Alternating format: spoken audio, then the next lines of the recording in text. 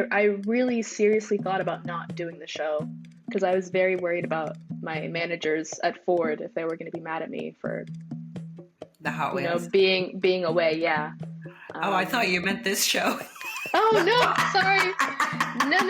Yeah, my biggest mistake was getting on this podcast. No. I was like, wait, what? Yeah, you can. This is your clip. This is your teaser clip. Yeah. Jebena Time, Jebena Time.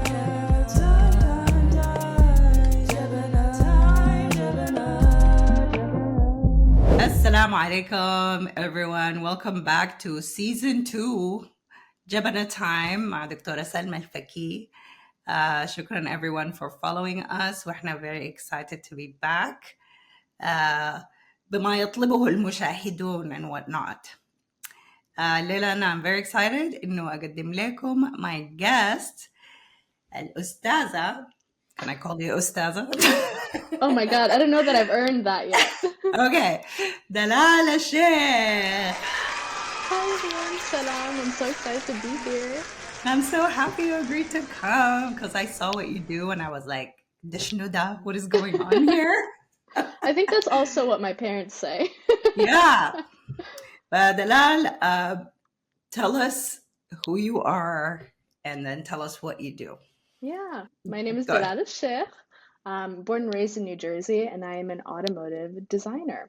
I work mainly in the digital and sometimes hardware space. So if you've ever driven a Ford or a Mercedes and soon now a Rivian, you might have seen my work inside the car. Ta-na-na-na-na. So I've driven a Ford, probably older than when Yeah. you started working. Yeah, Lakin I do drive a Rivian right now.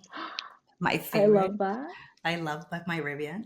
But what do you mean you're a design engineer? Like, بتعملي شنو exactly? Not an engineer. I always No. have to tell people I'm not an engineer at Uh-huh. all. I can do math.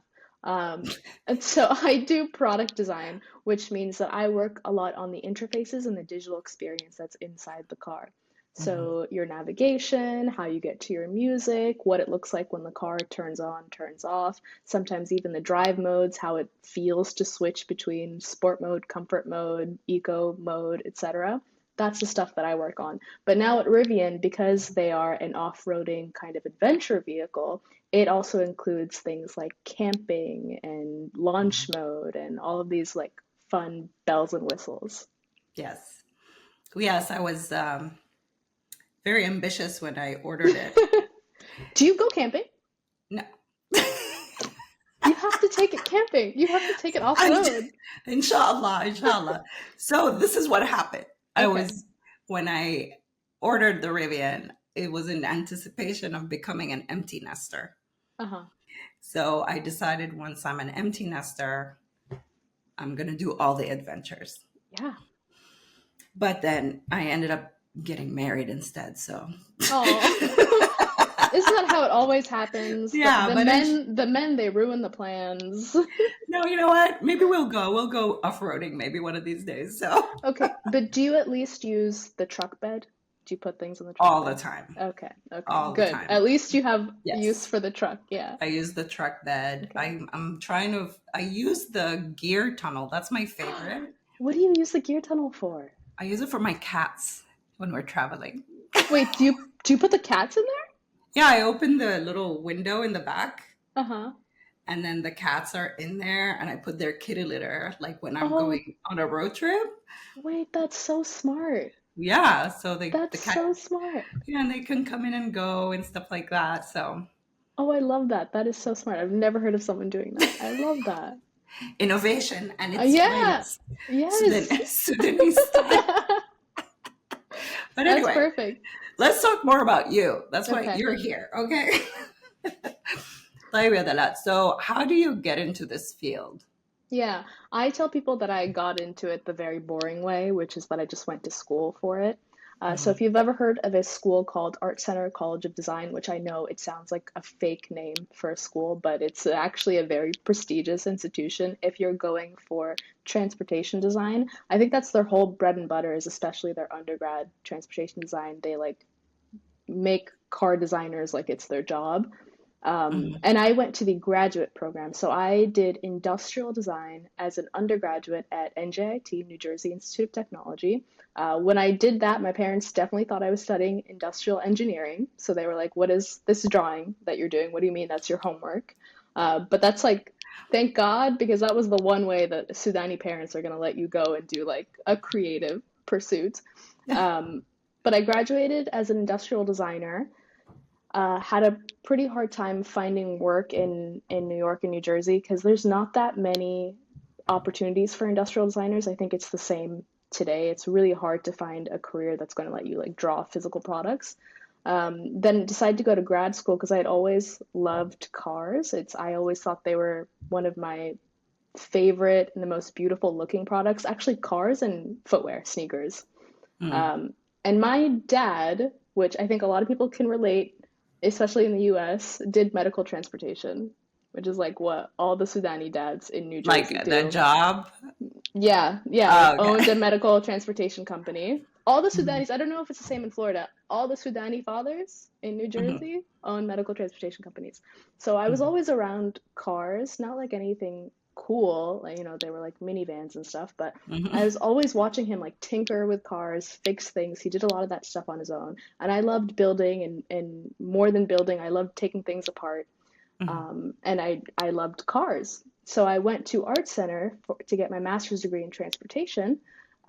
Actually ended up doing my thesis on space transportation, like taking people to Mars from Earth. Okay, Musk. Don't ever. I'm Well, thank you for just having me. kidding. Hey, no, I'll just the leave. Come back. Just kidding. Okay, same. So did that, ended up going straight to Ford after my master's degree, moved to Detroit, so lived there for 2 years. Ford cab Yeah, headquarters. yeah. Then went to Mercedes for about a year, and now I'm at Rivian. Fun fact, Ford, I was at D Ford, and my entire studio got axed. 75% of all of D Ford was let go, and now D Ford doesn't exist anymore. And then at Mercedes, my I was entire team got let go, and now that doesn't exist anymore. So I'm cursed, but hopefully Rivian's the one. no, Yeah, but no. it's been pretty tumultuous. The automotive Dagiga. industry is really going through it. Yeah. Okay, hold on. So when you say D Ford, I know nothing about cars. Yeah, okay. Okay.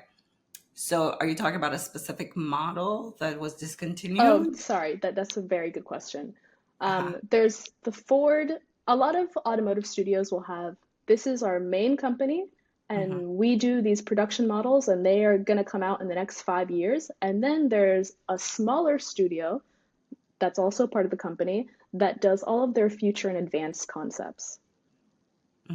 So that's going to be self-driving cars, that's going to be show cars, that's going to be things that are projected for like 10, 15, 20 years out into the future and might never come out, usually don't ever come out. It's more like a think tank.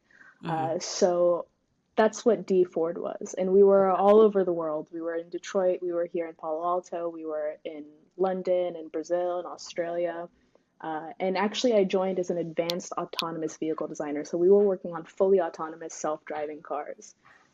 But then the industry shifted away from that. And in 2023, no one was really thinking about autonomous vehicles anymore. So a lot of us ended up getting axed after a bunch of reorgs.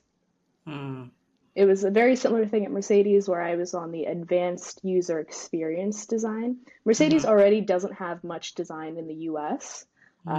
So then they decided that they didn't want to do any more advanced user experience in America. They were all going to do that all in Germany.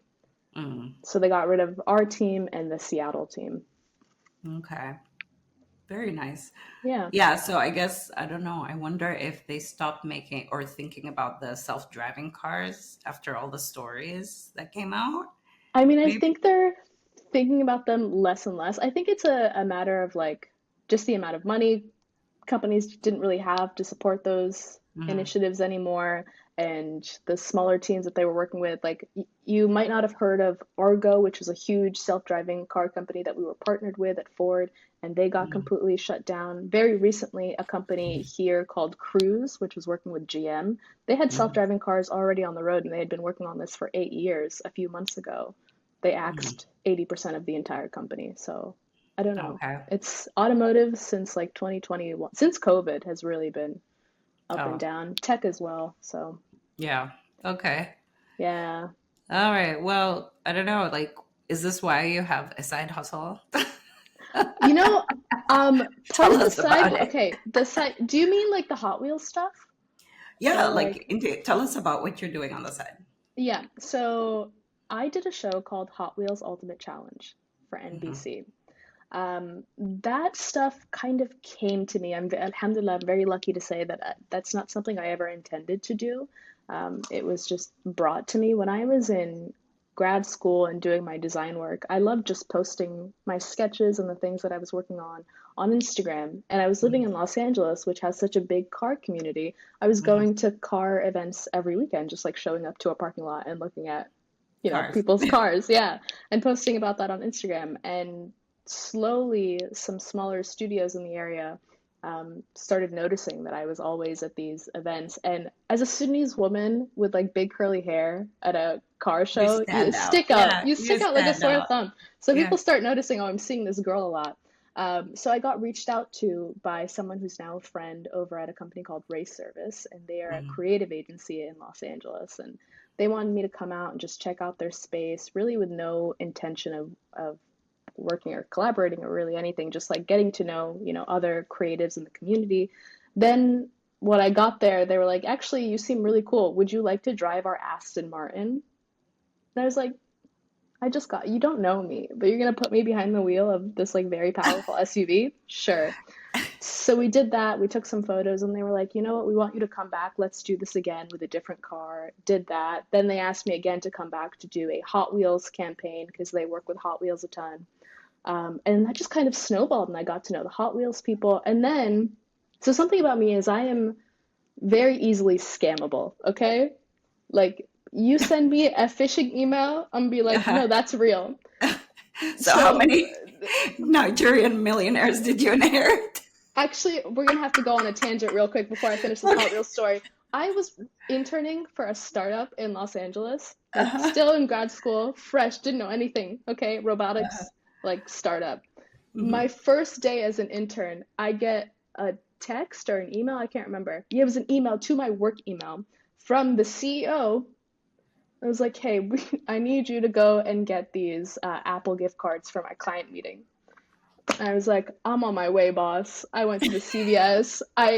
On the like checkout thing, it says, "Are you sure you want to buy these? Do you know that this is a very common scam?" I said, "Yeah, yeah, yeah. Don't tell me what to do. Keep going. My boss needs me." So after that, I was like, I'll never get scammed again. Let's So not talk about how much it was. so yeah, the No. startup was very nice. They paid me back for the money that Oh, I good. lost. Yeah, yeah. Okay. Oh, good. Okay. But let's loop back to the Hot Wheels. I was getting these emails from an email I did not recognize that was just like, hey, we're thinking about doing a Hot Wheels show. We're gonna shoot in Manchester, United Kingdom. We would love you to be part of it. I was like, all right, nice try. Can't get me. And they just kept emailing me and kept emailing me. And they were not like at Mattel emails. They were not people I had spoken to from the team. And then I finally obliged and agreed to hop on a phone call. And between that phone call and me getting on a flight to the UK was 4 weeks. So it all happened Oh, really, wow. Okay, really so it was quickly. real. Yeah, yeah, Okay. Okay. How long yeah. a show? How long did it run? We only ran for a season, which was 10 episodes. Well, Okay. technically 9 episodes, but the ninth episode was split into two. Hmm. And we were filming for 9 weeks. Nice. Yeah. Okay. Look at you. Good job. Yeah, thank you. It was great. I really, really loved it. It was a good time, and everyone on set and working on the show was incredible. Do you know where we can look it up? Yeah, it should still be on the NBC app. It was on Peacock, but I Okay. don't think it's on Peacock anymore. But if you have like a smart TV or even just you go on the NBC website, I think you can find it in They there. should It's have called, it there. yeah, it's there. It's called Hot Wheels Ultimate Challenge. Yeah. خلاص يا جماعة, everybody go watch Hot Wheels Challenge عشان تشوفوا Yes. دلال. Let's go. Sudanese Yeah. women. Yes. Kids really love the show. So if you have Mhm. kids, they'll enjoy it. أيوة. We have a lot of parents here. Yes. لموا العيال. Let's go. تمام دلال. Well, that sounds amazing. يعني considering you've Yeah. done this and you know you're quite young and ما شاء الله Young-ish. accomplished. Okay, Young-ish. it's my show. I will say you're young. Okay, Thank you. تمام. Tamam. Okay, thank you. I got the glasses عشان أعمل this time. Anyway, so Okay. Dalal, tell us about your relationship with مع Sudan. Yes. So I was born in New Jersey, but as soon as I was born, my parents took me back to Sudan. I was living with my mom في Khartoum, actually, between Khartoum and Hasahisa. Are you familiar with Hasahisa? I've heard of it, but I've never been there. In Madani. Yeah. So Congratulations on Madani, Tahrir Madani. Yes. yeah, Okay. my grandparents' home actually was taken over by a Janjaweed. Our home too. Same. But inshallah we'll be back. I love that home so much. But yeah, so spent the first like 4 to 5 years of my life in Sudan, like did kindergarten in Sudan and everything. Then came back to the US. They made me repeat kindergarten because they were like, she doesn't speak English. And then every summer went back to Sudan. I love Sudan. My dad's family is from a place called El Kadaru, which is near Khartoum. Yes. So just split time between both of those places. Yeah, I love Sudan. I would go back. That's amazing. Likewise, يعني سودانية 100%. Sudania 100%. Yeah. Period. Okay. Okay, and we were talking about what you're going to do at Rivian. Oh yeah. So Yeah.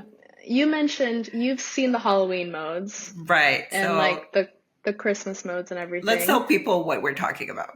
Yeah. So my team worked on that, which Halloween modes were like, they called them car costumes. So Right. it would completely transform your screen when you got into the car to things like a Back to the Future theme or like a ghost theme. It looked like your Rivian was haunted. There was a third one. Do you remember what the third one was? It was an 80s show. Oh, yes, it was, what's the name of that car? The car that يا اخوان العربية اللي كانت بتتكلم. Yeah, the secret agent car. اسمه منو؟ It's got a silly name too. I'm gonna look it up. That's okay. It's okay. Anyway, it was before my time. It's not important. Yeah, no, I But remember. they transform. So that's one of the fun things that my team gets to do. I'm really excited. Inshallah, maybe we get to do Eid mode. Yeah, That's so what I want. and we were saying العيد mode حيكون فيها Simple. شنو؟ Simple. Just you turn on the car. Takbir. Allahu Akbar. And then when you turn it off, الحمد لله رب العالمين. That's what I want. I want like a random white dude in Aspen, Colorado to be turning on his car Eid day, unsuspecting, and then just get a takbir. Allahu Akbar. Yes, period. Mm-hmm. Okay, I love this idea. Yeah. Rivian, if you're listening, I think this would be amazing. Yeah, And maybe dua safar Yes, before you start driving. an amazing option. Yeah, why not? Yeah, Yeah, that would be amazing. And I think we'll open up the Middle East market. And you know what that's like. I think so too. Or I'm fired the week after this podcast comes out. One or the other. I don't know. Inshallah, no. I'm just kidding. Okay. I'm sure they're fine. Okay, I'm sure. This was amazing. Okay. Yeah, our design chief is actually Arabic speaking. We've Really? a little bit of diversity. Yeah, not a ton, but it's good. Okay, very good. There's Arabs everywhere, or Arabic speaking people in everything. Yeah. I feel like. Yeah. So, احكي لنا, tell us, like, was there what's the hardest thing you've had to deal with, or any experience that was really difficult for you to get to this point? Yeah. I mean, aside from just the state of the industry and being let go and just kind of having to ride the wave of whatever the economy or the industry is Mhm. doing. Because it's Mhm. really, I'm very lucky to be at this point. It's really hard to get a job in automotive Mhm. design. I know because I see my friends who even have the same degree as me who can't seem to get their foot in the door. Um, so like the application process, the making sure your portfolio is good enough, the connecting with people, the Mhm. networking, the interviewing, that stuff like really takes a toll on you emotionally. Mhm. But then even once you get into the studio again, like as a Sudanese woman or just as a woman of color in general, you'll be hard pressed to find many women at all in automotive design, Mhm. Yeah. but especially not any black women. I'm usually the only black woman in the studio. I'm a lot of times the only black person, so that can be really difficult. Especially, it doesn't always happen, but I've had situations where your entire studio is white and they're Yeah. saying things Mm. that I know in my heart I'm like that doesn't feel It's good. not That's not okay. right. Yeah, but it's like who am I? I never want to be the girl where they go, "Oh, here she goes again. Mhm. Here she goes again. She's always got a problem with everything." I hate being that person. So Mhm. it's hard to not have another person who's also experiencing the same thing to even just like give a glance to like, can you believe these people? So that can be, I think that's really the most difficult thing. Yeah. Yeah. So my next question is, as far as you mentioned something about, your parents thought in you're in an engineering, Yeah, yeah. but essentially this is art school, art Design techno school. Yeah, design. design Okay. school. Okay. Um, do you have any advice to perhaps parents who have young adults داخلين الجامعة, um, and their interest is outside of medicine engineering? Yeah. Mhm. Or Wow. advice to the kids, you know what I mean? Yeah, Like, I do not feel qualified to give advice to parents. I'm not a so, parent. well, through your Yeah. experience, like Yeah. what happened? What kind of conversations happened? Yeah. I think what's hard is as a parent, you want to be able to support your kid in whatever it is that they're doing and help them find jobs, right? And help Mhm. them perform well in school. But that can be difficult if it's outside your realm of understanding. So if your kid wants to do engineering and you were decent enough at math, you can maybe help them with their calculus homework. But if they're, a designer or a filmmaker, it's hard to give them feedback on that kind of Mhm. work. So I Mhm. think if your child has an interest in this thing, maybe take some time and learn about it and learn what it means to be successful in that field so you can be supportive because it's hard enough to do well in school and do well professionally and then also have to be constantly convincing your parents that what you're doing is the right thing. Mhm. You're already battling professionally, you don't want to battle at home. Mhm. And to kids who are thinking about doing creative work professionally, I would just say never stop. And don't underestimate the power of networking. LinkedIn feels like it's not for us creatives, but it very much is. I don't care Mm. what industry you're in, there's someone who is in a position that you want to be in who is on LinkedIn, and you should message them and ask them Okay. about your job. My little brother is an animator, he storyboards, Mm. and he was having a really hard time in school. And to this day, I tell him to reach out to people, and he's made a lot of connections just talking to professionals online. Mhm. So I've been really, really impressed with him and how far he's been able to go even outside of the academic, Mhm. confines of school. Oh, this is great advice, I think. Yeah, Especially, I think, first generation kids like you. My daughter is in music school. تخيلي. that's so cool. So imagine, it's unheard of, I Yeah, think. Like, yeah, she plays the bass and she wants to compose music. that's And amazing. well, طبعا, I know nothing about anything. But I just support, like, I try to make sure I say the right things, keep Yeah, her positive and stuff like that. But you know what? I'm going to tell her to get on LinkedIn. Maybe she can get some connections, like you said. yeah, That's great advice. yeah. I'm sure there are bassists. There are definitely communities of bassists who are out there Yeah. meeting with each other, helping each other find gigs or find opportunities. And she Hmm. needs to be in that space. Yeah, Yes, it's yes. important. I'm gonna I tell think, her as soon as we're done. yeah, I think we underestimate professional practices Yeah. as creatives. Okay. Have you not followed your path right now? What do you think you would have done?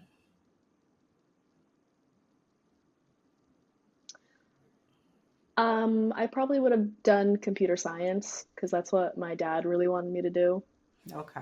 Yeah, and I'm sure I would have been just fine at it. I don't know. I'm not a great coder, but I'm sure I would have Okay. learned and then just been just fine. Okay. And I don't know. Hmm. I do wonder, like, a lot of people aren't lucky enough to get to do the thing that they love and make money Hmm. that way. Hmm. So I don't know. I wonder if I'd constantly be thinking, what if I had, Hmm. gone out and done something. But I also think that I am creative enough that I would have found a way to make something with the hand I was dealt. Hmm. Hmm. Yeah. I'm So sure just I would have been broke for much less time if I had if I had done computer science. okay. Like now that you're bringing up the brokenness, right? Which is normal when you're, young adulthood, coming out of Yeah. college, looking for a job type of thing. What would have been what was the hardest moment for you or dark moment? And what would you go back in time and tell yourself during that moment? Yeah. Um,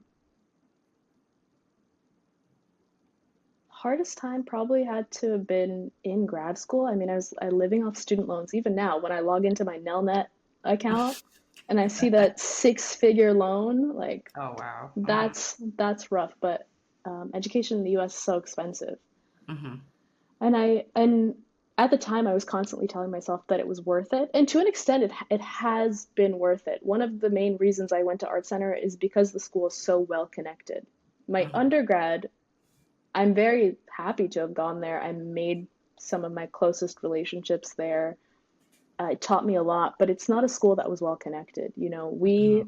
We really had to go out and find people to hire us or studios to hire us. Whereas at Art Center, the students were kind of spoiled. These major companies come to us and Hmm. they want to hire Art Center students because of just the off the brand name alone. Um, so I was kind of resting on this idea that no matter what, I was going to find a job, I was going to be successful. Maybe it was delusion, I don't know. Hmm. Um, but I also worked so hard in grad school. I worked so hard. I made sure that I was top of my class. I made sure that I had the best projects, that I was constantly applying to internships and jobs, even things that I was not qualified for. That's good. You're acting like A a guy white would, I man. guess. Yes. Yeah. Good for Yes. you. So that's a good tip. Yeah, that is a good, you know what? My Hmm. friends are so humble that they won't apply to a job if they feel like they're not qualified for it. And Yeah. I remember a professor told us back at NJIT, because NJIT was also like largely people of color went to that Hmm. school. There are people who are much less talented, much less qualified, much less Hmm. educated than you applying and getting these jobs that you deserve just because they had the gall to apply and they connected with people and they made sure that they networked. Yeah. And that's it. So what's stopping you from sending in an application? Okay. Apply. Period. Yeah, What's the worst that they could say? Is no. exactly. Right. Yeah. Worst they Yeah. could do is like not respond to your application. Who Hmm. cares? Yeah. You keep trying. Yeah, exactly. Okay. Like I was saying, this is great advice. As far as, I wanted to comment on something you mentioned. So, as far as higher education is concerned in this country, do you agree that going to a school, it doesn't matter what school you go to as far as education, you'll get the education, but it's the network that should be something to consider. What do you think? I think it's partially something to consider. They always tell you it doesn't matter what school you go to, it doesn't matter what school you go to, but like if someone sees Harvard on your Right. resume, it's very different than if they see like some no-name state school, you know, especially if the person who's looking at your resume also went to that school that you went to or was part of that sorority or fraternity that you were part of. Unfortunately, all of these things matter. We're not robots, we're humans, you know, we kind of want to hire our own people. Right. So I would say take both of those things into account, but it also really depends on what you're studying. For creative fields, it also really matters what your portfolio looks like. I have a friend who didn't even go to design school, and he's now a car designer at a huge brand just because he worked so hard on his own to learn how to do car design and put together a portfolio. But not everyone is built like that. It takes a lot of time and a Right. lot of dedication to do that. So it's a lot of variables Okay. that go into that. Yeah. Okay. Well, Yeah. that's I never awesome. want to push someone to go to a big school because I know how expensive it is. Yeah. And it matters طبعا in state or out of state, all of Yeah. that stuff, if Yeah. it's public, if it's private. Yeah. But I think, yeah, you got to look at a bunch of things. This is like, so for parents and kids who are in the college application process, they can look at all these factors. Yeah. And for You certain, know, what I did was I went and before I even applied to anywhere, I went and I looked at people who were famous in the field that I was interested in, so transportation designers. I went on everyone's Wikipedia page and I looked at that education section to figure out where they went to school. And so many of them went to Art Center. I was like, okay, clearly there's a pipeline here. okay. So that helped Okay. me. As a parent of a young adult in college, the other thing, another hack I recommend, also using LinkedIn, is when you're looking at a school, look up the alumni of that school on LinkedIn and see if they're actually, especially the art, creative, Yeah. design stuff, are they working in their field? Right. So, you know, if they're studied design, but they're working as, you know, a teacher or of kindergarten, or Right. not that, you know, not that there's anything wrong with it, but it's just not related. If you want to Right. work in that field, I think that's a good place to look as well. So we're giving so many amazing life hacks today. I'm like impressed. Good. You know, this is not a mistake because I didn't do it, but I really seriously thought about not doing the show because I was very worried about my managers at Ford if they were going to be mad at me for, The Hot you know, Wheels. being away. Yeah. Oh, I thought you meant this show. Oh no, sorry. No. Yeah, my biggest mistake was getting on this podcast. No. I was like, wait, what? Yeah, you can. This is your clip. This is your teaser clip. Yeah. Okay. All right. Dalal, tell me a funny story from your improv days. For my improv days, Yes, let's go. You got 2 minutes. Let's go. Besura. okay, I remember the first story that I told at improv was about this, and this is a real story. So my hair is pulled back right now, but I have like really big curly hair. Yeah, check her on Usually, Instagram. it's usually the first thing that people notice about me. And nobody loves that more than a very old white man. I was in line at Panera Bread, and this old white guy in a Hawaiian shirt and like dyed blonde hair, he must have been like 60, is screaming at me from across the Panera. Everyone's looking. I'm like, oh my God.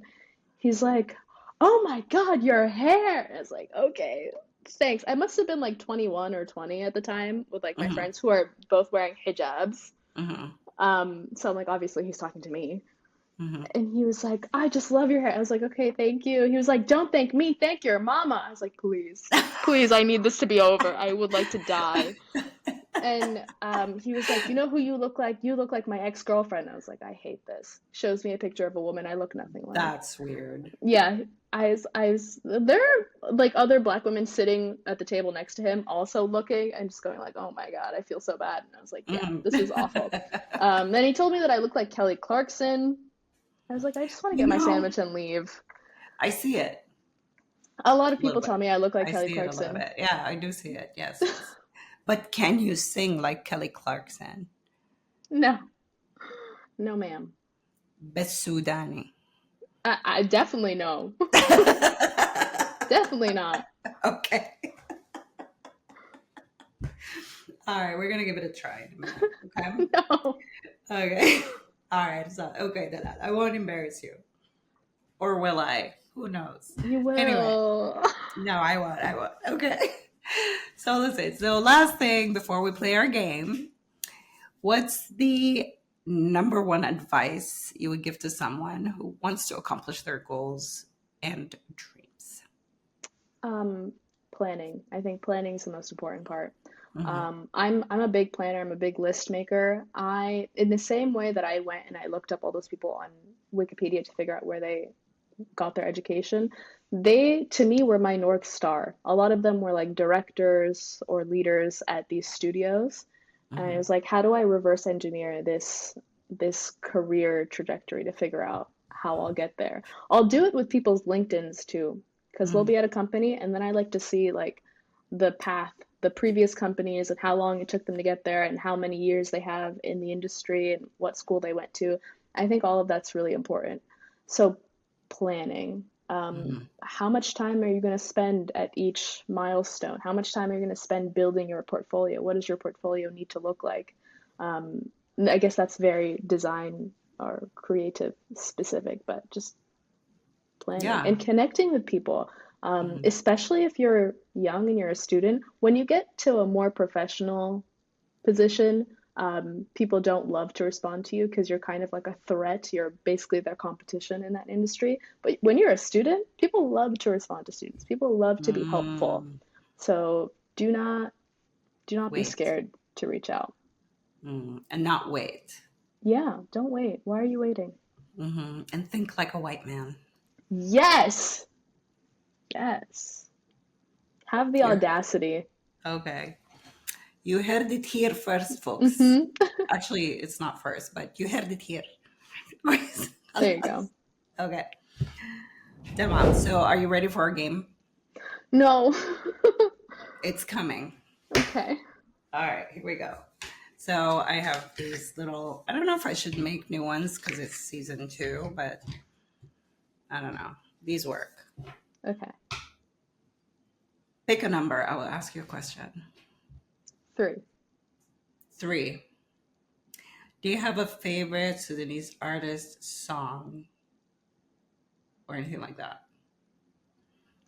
Yes. Okay. I'm just gonna show it to you because I'm Abu scared I'm gonna Ubaida mess this up. Hassan. Yeah. Okay. I don't know that They guy. say he makes like shaggy music, which I don't really know what that means. Haqiba. What's hakiba? I don't know what that means. Haqiba means bag, the bag. The bag, don't know what that means. So it's, I don't know if this guy does that, but I'm gonna look it up. Abu Yeah. Ubaida Hassan. Haqiba is like old Sudanese music of a certain genre, Yeah. and it's a lot of love songs, Sophia, like a lot of drumming and like Yeah. choruses and stuff like that. And do you follow any of the young Sudanese artists? I No, don't but know. I know some of them. I know some of their faces. You know what's okay. funny? I have my design brand and its Instagram, and I Hmm. thought this was funny, but the only person that my design brand's Instagram follows is me, but then also this lady, Neda something. Nadal Galat. Yeah. It's the only people that I follow is me and her. Okay, interesting. I just No, find that's her cool. so interesting. She's so cool Yeah. though. But she's got some good songs, she's got some bops. But Okay, is she yeah, a she's newer got a artist? I lot don't of. know. Yeah. No, she's. I mean, she's seasoned. She's well known. She's been Yeah. at it for a while. But there's a younger artist. I think Samani. I think. He's done kind of a remix of all these Haqiba songs, like the old Okay. songs. So that might be. I'll look it up and send it to you if you want. And If you don't care, then that's fine too. and then I really like I guess he would be by today's standards South Sudani, but Kamal Kela. Let me see. Kamal. Oh, I don't know why I'm expecting you just to show me everything. Kamal Kayla. Oh, I don't know him either. Yeah. Oh wow. A lot of Okay. his music is in English actually. Okay. Kamal Kela was among the first artists we met in Sudan during our 2 trips to Khartoum and Omdurman. This is Oh, just so what he's in Khartoum. Spotify wrote about him. Yeah, Okay. but he's, I think, from the south. Okay. Yeah. Nice. Okay, we will check them out. I will check them out. I might know the Yeah. first guy. I might have heard his music, but I don't think I know the He's second guy. he's like from the 60s, this guy. Yeah. Oh yeah. That's older than me, so I don't know it. Yeah. I'm an old soul, I guess you could say. That's not true. I'm not. Okay, no, you're not. I'm not. I'm No, not but at all. mashallah, you're a great, hardworking young woman. Thank And you. I'm really proud. I really like what caught my eye was that the fact that you're Sudanese young female working in automotive industry and Yeah. you keep posting about your car. I was gonna say you didn't even ask We me about didn't- my car. Okay. Do you want to tell us a little bit about your Yes. car? I drive a 1989 Toyota MR2. It's a Mm-hmm. 2-seater, mid-engine. Looks like a little wedge. Yes. It's tiny. It's Yeah. so small. It just fits me and my dog. It's great. Okay. Okay. Five speed. I learned how to drive manual on it. Very That's all. good. Very good. No, everybody can go check it out. And can Mhm. you tell us where people can find you online? Oh yeah, you can find me on Instagram at Delshk, which is DELSHK. Dalal You Elsheikh. can, yeah, and you can also find me on LinkedIn if you're young and Mhm. a creative and you're interested in the industry I'm in. Reach out, Mhm. Dalal Yeah. Elsheikh on LinkedIn. Yeah, that's great. That's awesome. Thank you, Dalal, so much for coming Of course, thanks and for having me. sharing your story. It's fascinating. I love to see our young people thriving and breaking the glass ceiling, actually, Yeah, not just for Sudanese women, but Black women in general. So, yeah, I yeah, agree. awesome. Yeah. So thank you so much for coming, and Thank we'll talk you. soon, inshallah. Inshallah. All right. Thank you. Bye. Bye. شكرا يا اخوانا للمتابعة. I would love to help أكبر عدد من المتابعين بالكونتنت الخطير ده، فاعملوا شير لايك وسبسكرايب طوالي، واعزموا صاحباتكم لبودكاستنا الفنان ده. Period.